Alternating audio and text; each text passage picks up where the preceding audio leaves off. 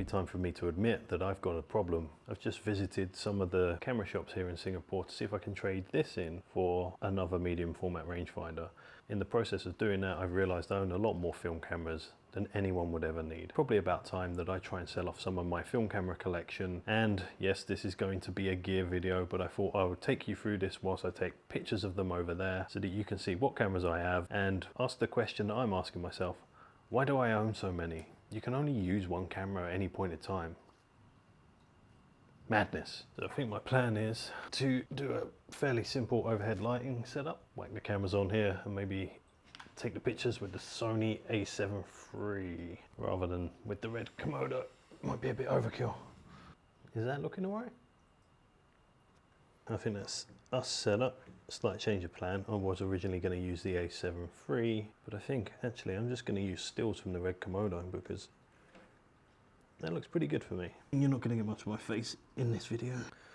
Okay, the Mamyia 7. Probably doesn't need any introduction, but I have one.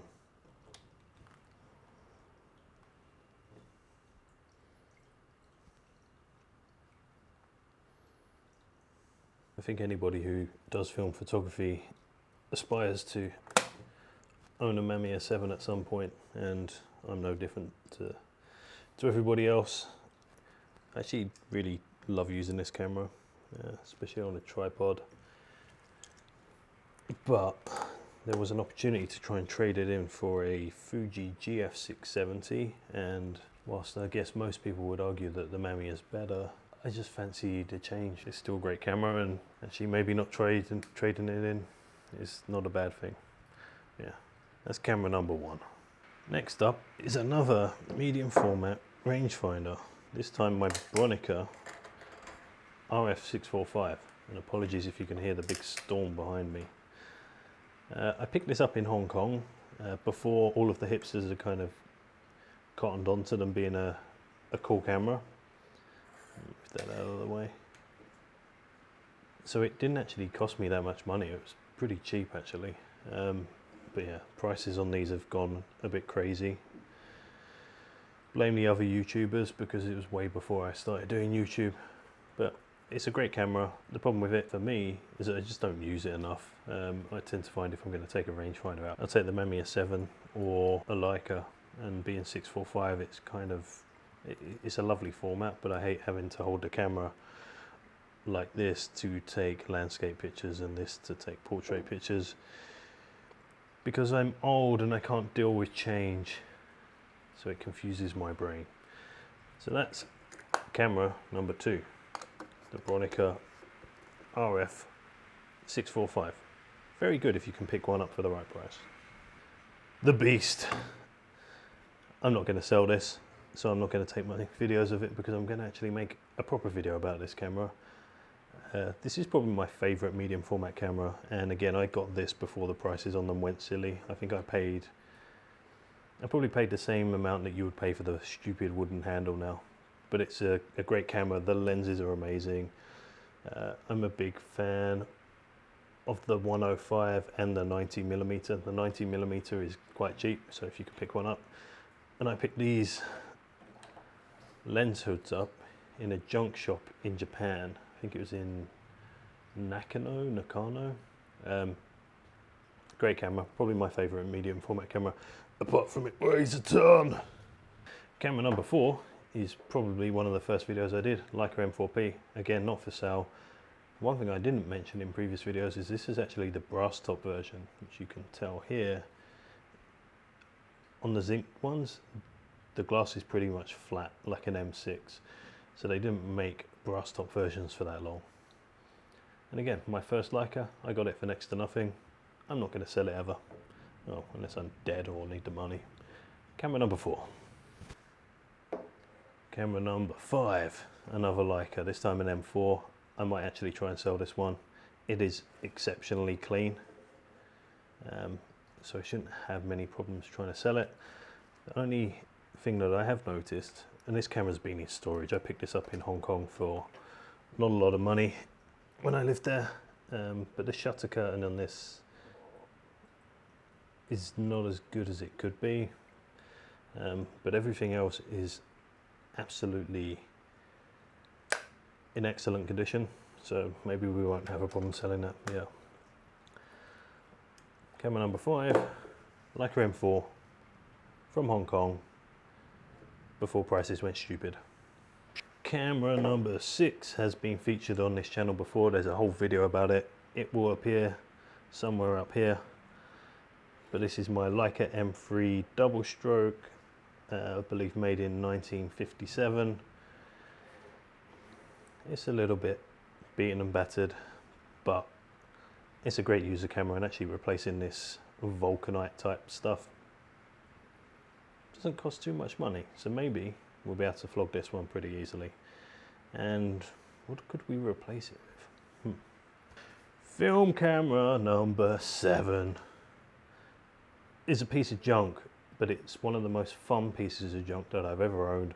I picked this up in Tokyo. I didn't have a film camera with me when I was there, I just had my iPhone with me. And I picked this up in a junk section of a camera shop in Shinjuku, and I ran around taking double exposures and whatnot. I'll actually make a video about those pictures and just how having a cheap camera can sometimes be more fun than owning an expensive camera that has all the bells and whistles. Not going to sell it because it's not worth anything and it just sits on the mantelpiece, but it's a good little fun travel camera, especially if you go to an area where you don't really want to walk around with a Leica. That's camera, what are we up to now?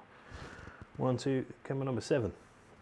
Camera number 8 is my Olympus OM Ti. It's actually a great lens on the front of this. Another camera that I will never sell. This has been heavily used and has traveled all over the world with me.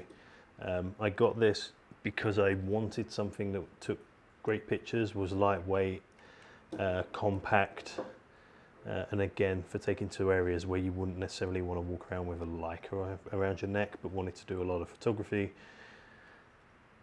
And this is a great camera. Again, not one that's for sale, but one of my favorites. And the viewfinder and the metering system for this are just exceptional. They are great, especially if you're like me and wear glasses. Camera number something or other. Now you're starting to see it's becoming excessive. Contax G1. Again, I got this years and years ago before the prices went up. Actually, they're still relatively affordable. And actually, I've got film in here. I wonder what I took on that. Yeah, Contax G1. Great little camera, especially if you don't want to bother with focusing. But the lenses are amazing on these. I know lots of people have tried to put this on to a Leica and they do adapter kits, but just use it on a G1 or get a G2. Great cameras. Next up is my little point and shoot. Little Ricoh Gr-1s. Again, I got this years ago before the prices all went up. The viewfinder's a bit screwed, which you won't be able to see from this picture. It still works fine as a little point and shoot for holidays. Yeah, camera number blah blah. This is my Bronica RF645 ETRS. Again, I picked this up in a junk shop in Tokyo. I picked this up in a junk shop in Tokyo, and then I picked the lens up in a junk shop in Tokyo, and all of them are in better condition than a lot of things that I bought off of eBay that said they were in excellent plus star condition. So if you're ever buying second-hand cameras and you happen to be in Japan, you're probably going to pick up something nice. This was my first medium format camera, and I just love the experience. This is actually still one of my favorite cameras. Again, not for sale. It cost me like 50 quid. Why would I sell it? We're almost getting to the end, but next up is my Hasselblad 2000 FC. This is just one of those cameras that I wanted to own just because of I am a little bit obsessed with the moon landings. Yes, this isn't the camera that went to the moon, but that's why I got a Hasselblad, and that's why it's probably going to remain a permanent piece in my collection. The lens is currently in use, so but yeah, my Hasselblad. We're almost there, don't worry. And finally, that's all you're going to get to see at that one. So clearly I have a bit of a problem. Luckily, all of the cameras that I've bought, film cameras anyway, have all gone up in value, so I haven't actually lost any money out just yet until they all start breaking or film becomes absolutely obsolete because of Kodak keep raising their bloody prices. And I am one of those people that would turn around and say gear doesn't matter, it's the photographer behind the camera that makes the picture. But inevitably, I think all of us end up either collecting different types of lenses or different types of cameras. I mean, why anybody needs 4 or 5 different Leicas is beyond me, but clearly I'm one of them. But yeah, I think we all go down this rabbit hole of wondering, is the grass greener? Could I do better work with a different type of camera? And the answer 9 times out of 10 is no, you probably can't. But they're still nice objects in my view. I love my cameras and I'm a bit of a gearhead, I can admit it. You can probably hear it's raining a lot. I didn't set out to make a gear video today, but it is a complete washout, so you're gonna have to be stuck indoors with me. So what was your favourite camera? Let me know in the comments down below. Also, share with us what cameras you have in your collection, whether you've got this unhealthy habit of buying more cameras than is reasonable too. But in the meantime, I'm gonna see if I can catch some lightning. What a bloody stormy